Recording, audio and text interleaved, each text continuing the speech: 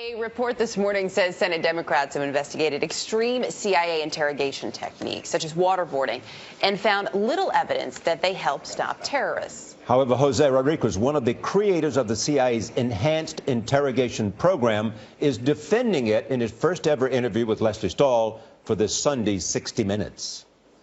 Central to the interrogation was sleep deprivation. Abu Zubaydah was kept awake for 3 straight days. Sleep deprivation works, and I'm sure, Leslie, with all the traveling that you do, that you have suffered from jet lag, and when you don't get a good night's sleep for 2 or 3 days, it's very hard. Now, you don't really mean to suggest that it's like jet lag. I mean, you make it sound like it's benign when you say stuff like that. Well, I mean, you go into the gym and jet lag. Well, the feeling that you get when you don't sleep. No, but I mean, these were enhanced interrogation techniques. Other people call it torture. This wasn't benign in any sense of the word. I'm not trying to say that they were benign, but the problem is that people don't understand that this program was not about hurting anybody. This program was about instilling a sense of hopelessness and despair on the terrorist, on the detainee, so that he would conclude on his own that he was better off cooperating with us.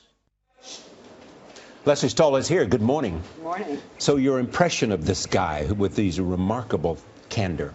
Oh, my goodness. Jack Nicholson. Yeah. In A Few Good Men. Just so sure of what he was doing, and the whole idea that we need him. He was keeping America safe. Don't you get it? He doesn't give an inch. Not an inch. He is 100% sure that what he did in these harsh interrogations was absolutely right. He never had a qualm. He doesn't have a shred of doubt that what he did saved lives. No matter what question I asked, he came back in a pugnacious, self-assured way. Because he believes that those techniques had people tell them where other terrorists were located and they could go get them. That's what he says.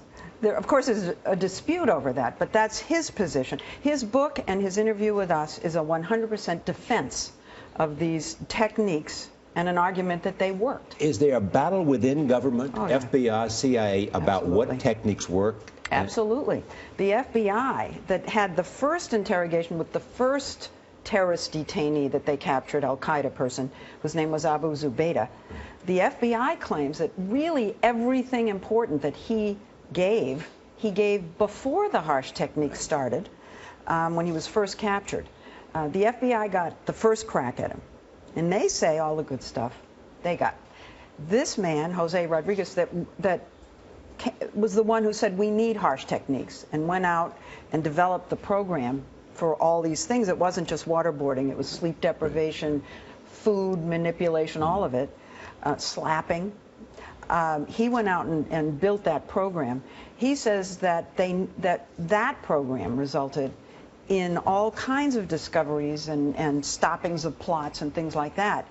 And it's a dispute that we journalists can't resolve because these interrogations are still classified. So we can't go and see yet what the truth is. What actually came out of either technique. Yeah. But I would imagine that at this point, given everything you've said about him and his feelings, he's probably not very happy with the way things are handled at this moment with the current administration. Oh, no. He shows his, I would say, contempt for President Obama, who stopped the interrogation program and said it was torture, which he denies. He says we went right up to the border, but everything was legal. And, of course, he and the CIA had gotten a legal opinion that what they were doing was legal. The waterboarding, the sleep deprivation, the slapping, all of that.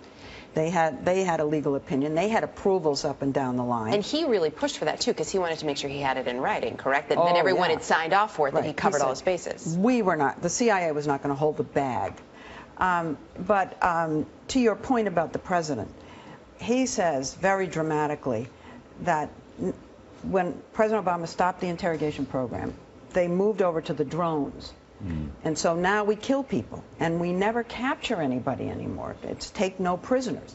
And he says rather, I thought, dramatically, why is it more ethical to kill somebody than to do what we did? Why did he leave the CIA? He left the CIA because he had ordered the videotaping of the initial harsh interrogations. And actually, they initially started the videotaping of these interrogations to prove that they weren't abusing these prisoners. But they then had a record of these interrogations. And he ordered them destroyed. And then there was an investigation of that. He was completely cleared in the investigation.